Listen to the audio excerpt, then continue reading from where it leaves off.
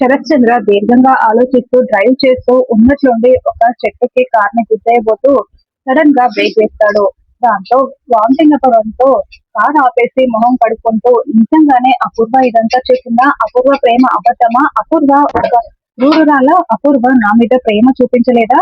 అపూర్వ శోభా చంద్రని చంపిందా అని అన్ని రకాలుగా ఆలోచిస్తూ ఉంటాడు. ఏంటి, ఇల్లంతా కూడా దరిద్రం తాండవిస్తూ ఉంది, ఎవరు కనిపించట్లేదే అని అపూర్వ అంటూ ఉంటే అప్పుడే శారద అక్కడికి వచ్చి, మీరా అపూర్వ అని టెన్షన్ పడుతూ చూస్తూ ఉంటుంది. మమ్మల్ని చూసి మరీ నువ్వంట భయపడని అవసరం లేదులే అని అపూర్వ అంటూ ఉంటుంది. ఏదైనా పని మీద వచ్చారా అని శారద అంటుంది.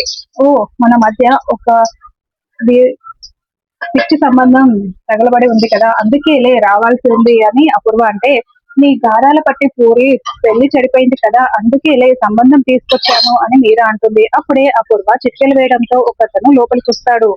నేను చెప్పాను కదా ఈ ఇల్లే అని అపూర్వ అంటే, అబ్బో, ఇల్లే బాగుంది, తల్లి ఇంకా బాగుంటే పిల్లి ఇంకెంత బాగుంటుందో అని అతను అంటాడు.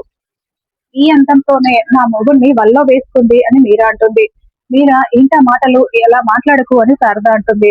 ఏంటి, నువ్వు చాలా రెచ్చిపోతున్నావు, అయినా పెళ్లి సంబంధాలేవో మీరు మీరు చూసుకోవాలి కానీ నా మొగుడిని ఎందుకు చూడమని చెప్పావు?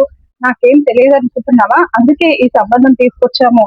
ఈ సంబంధం ఏమీ తక్కువ కాదులే అని మీరా అంటే, ఇతనేం చేస్తాడో తెలుసా? జూబ్లీ హిల్స్ ఏరియాలో అడుక్కుంటాడు బెగ్గర్. రోజుకి 5,000, నెలకి 1,50,000. సాఫ్ట్వేర్ ఉద్యోగానికి ఏ మాత్రం తీసుకోదు. ఇంకా నీకేమేం ఆస్తులున్నాయో కాస్త చెప్పవయ్యా అని అపూర్వ అంటే, నాకు అక్కడ 2 ఫ్లాట్లు, ఇంకో దగ్గర 2 స్థలాలు, అలాగే బ్యాంక్ బ్యాలెన్స్ ఎప్పుడు 10 లక్షలకి తగ్గకుండా ఉంటుంది. వారంలో 3 రోజులు నాన్ వెజ్ తింటాను. నేను డైట్ ఖచ్చితంగా ఫాలో అవుతాను అతను చెప్తూ ఉంటాడు. మిమ్మల్ని నేను సంబంధం చూడమని చెప్పలేదు కదా, మీరెందుకు ఇలా చేస్తున్నారు అని శారద బాధపడుతూ ఏడుస్తూ ఉంటుంది. నా మొగున్నైతే అడిగావు కదా అని మీరా అంటుంది. నేనేమి పరాయి వాళ్ళని అడగలేదు, పూరి తండ్రికి చెప్పాను అని శారద అంటుంది. చూడు, ఎక్స్ట్రాలు మాట్లాడావంటే మేమేం చేస్తామో మాకే తెలీదు. ఇప్పుడు వెళ్ళిపోతున్నాము. ఇలాగే ఏదో ఒకటి చేస్తూ ఉన్నామనుకో, ఇదిగో నేరుగా ఇతన్ని తీసుకుని వచ్చి పూరి మెడలో తాళి కట్టించేస్తాను, జాగ్రత్త అని అపూర్వ అంటుంది. నేను రెడీ మేడం అని అతను సిగ్గుపడుతూ ఉంటాడు. ముందు పదండి వెళ్దాం అని వాళ్ళ ముగ్గురు వెళ్ళిపోతారు. తర్వాత శరత్ చంద్ర ఇంటికి రాగానే, బాబా ఎక్కడి నుండి వస్తున్నావు అని అపూర్వ అడుగుతూ ఉంటుంది. సిఐని నేను నేరుగా రాజమండ్రిలో కలిసి వస్తున్నాను, అక్కడ ఎవిడెన్స్లు కూడా చూసి వస్తున్నాను అని శరత్ చంద్ర చెప్తాడు. అపూర్వ చాలా టెన్షన్ పడుతూ ఉంటుంది. అక్కడ ఎవిడెన్స్ లో నీ ఫోటో కూడా ఉంది అపూర్వ. బ్రాస్లెట్ లో 2 డిఎన్ఏలు ఉన్నాయట, ఒకటి శోభది, ఇంకొకటి ఎవరిది అనేది చూస్తున్నారు. కానీ ఆ బ్రేస్లెట్ కొన్న వాళ్ళ లిస్ట్ లో నీ ఫోటో కూడా ఉంది, నీ ఎవిడెన్స్ కూడా ఉంది అని శరత్ చంద్ర చెప్పగానే, బాబా నన్ను అనుమానిస్తున్నారా అంటూ అపూర్వ నాటకాలు ఆడుతూ ఉంటుంది. లేదు, అపూర్వని అమ్మని చంపేసింది అని భూమి అంటుంది. ఎందుకు భూమి ఇలా మాట్లాడుతున్నావు అని అపూర్వ, నక్షత్ర అరుస్తూ ఉంటారు. చూడపూర్వ, నువ్వు నన్ను ఎంత ప్రేమించావు, నా మీద ప్రేమ చూపిస్తూ వస్తున్నావు. నీ మీద నాకు చాలా నమ్మకం ఉంది.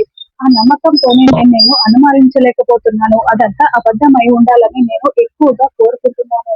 ఒకవేళ అదే కనుక నిజమైతే నేను అస్సలు క్షమించను అని శరత్ చంద్ర అంటే, బాబా అలా మాట్లాడకు బాబా, నేను పైకపరకంగా లోపపూర్వకంగా ఉండే రకం కాదు బాబా అని అపూర్వ అంటుంది.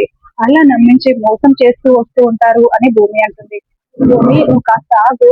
అపూర్వ, నేను శోభా చంద్రని పెళ్లి చేసుకున్న తర్వాత నేను ఎక్కడికి వెళ్ళను, ఇక్కడే ఉంటానంటూ మాతో పాటే ఉంటూ పెళ్లి కూడా చేసుకోకుండా ఉండిపోయావు. తర్వాత శోభ చనిపోయాక నువ్వు నన్ను పెళ్లి చేసుకున్నావు, అదంతా సరే, కానీ శోభ చనిపోయిన తర్వాత నువ్వు నన్ను పెళ్లి చేసుకున్నావా, లేకుంటే శోభని చంపేసి నన్ను పెళ్లి చేసుకున్నావా అని శరత్ చంద్ర నిలదీస్తూ ఉండడంతో భూమి చాలా సంతోషంగా వింటూ ఉంటే అపూర్వ షాకింగ్ గా వింటూ ఉంటుంది. ఒకవేళ అదే కనుక నిజమైతే శోభకు పట్టిన గట్టి నీకు పడుతుంది అని శరత్ చంద్ర వార్నింగ్ ఇచ్చి వెళ్తాడు. భయం మొదలైంది కదా, నీ గుండె చప్పుడు నాకు వినిపిస్తుంది, అన్ని నిజాలు బయటికి వస్తాయి, వెయిట్ అండ్ వాచ్ అంటూ భూమి అపూర్వకి వార్నింగ్ ఇచ్చి వెళ్తుంది. చెర్రీ కూడా చాలా సంతోషంగా చూస్తూ ఉంటే మీరా, నక్షత్ర టెన్షన్ పడుతూ చూస్తారు. తీగ లాగితే డొంకంతా కదిలిందన్నట్టు ఈ సమస్య నీ మెడకు చుట్టుకుంటుంది ఏంటి మమ్మీ అని నక్షత్ర అంటుంది. నువ్వు కాస్త ఆగుతావా, దీన్ని ఎలా సాల్వ్ చేయాలో నాకు తెలుసు అని అపూర్వ అంటుంది. శరత్ చంద్ర పడుకొని దీర్ఘంగా ఆలోచిస్తూ ఉంటే అపూర్వ వచ్చి పక్కన పడుకుంటుంది. వెంటనే శరత్ చంద్ర లేచి నించుంటాడు. రా బావా నిద్రపోదాం అని అపూర్వ అంటే, నాకు నిద్ర రావడం లేదు, నా శోభని చంపిన వాళ్ళు ఎవరా అని ఆలోచిస్తున్నాను. ఒకవేళ నా అనుమానమే కనుక నిజమైతే నేను ఏం చేస్తానో నీకు చాలా బాగా తెలుసు కదా అని నువ్వే చంపావన్నట్లుగా శరత్ చంద్ర వార్నింగ్ ఇచ్చి వెళ్తాడు. తర్వాత భూమి టెర్రస్ పైకి వచ్చి చందమామలో శోభాచంద్రని చూసుకుంటూ చేతిలో గజ్జెలు పట్టుకొని, అమ్మ నువ్వే కనుక బ్రతికి ఉంటే ఇప్పుడు నేను నీ ఒడిలో తల పెట్టుకొని నీతోనే మాట్లాడుతూ ఏడుస్తూ నీతో పంచుకునేదాన్ని. కానీ నువ్వు చనిపోయావమ్మా. నాన్న నిజం తెలుసుకోవడం మొదలు పెట్టాడమ్మా.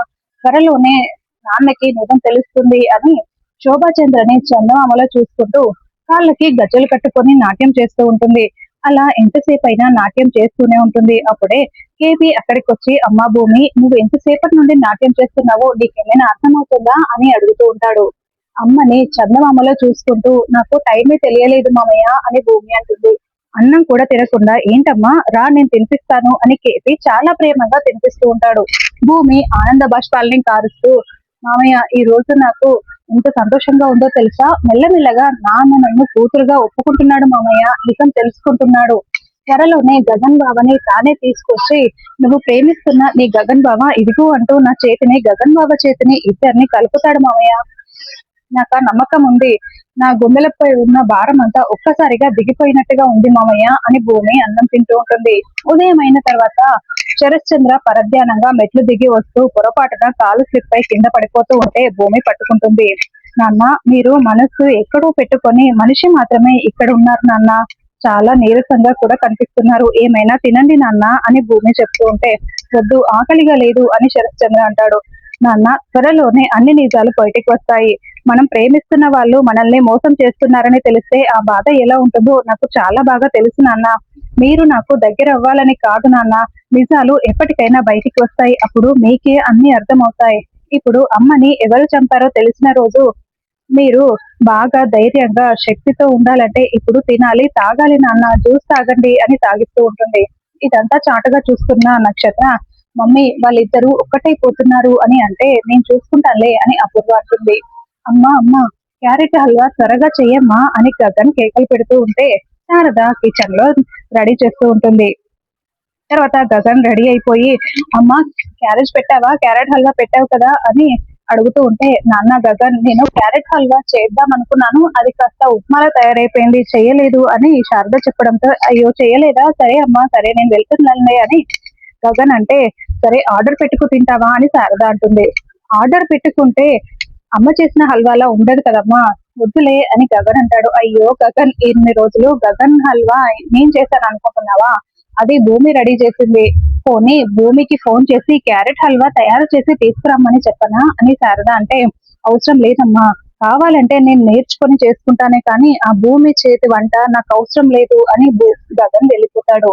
వెంటనే శారద భూమికి ఫోన్ చేసి, గగన్ బావకి నీ చేతి క్యారెట్ హల్వా కావాలంట, నన్ను తయారు చేయమన్నాడు కానీ అది కుదరలేదు భూమి, ఇప్పుడు నువ్వు అని శారద అంటే, అత్తయ్య మీరు నాకు ఆర్డరు ఆఫరు రెండు ఒకేసారి ఇచ్చారు అత్తయ్య, ఈ మాత్రం క్లూ ఇస్తే సరిపోదా, నేను చిలరేగిపోతాను, మీరు ఫోన్ పెట్టేయగానే ఇలా క్యారెట్ హల్వా రెడీ చేసుకుని ఇలా పట్టుకొని వెళ్తాను అత్తయ్య అని భూమి చాలా సంతోషంగా చెప్తూ ఉంటుంది.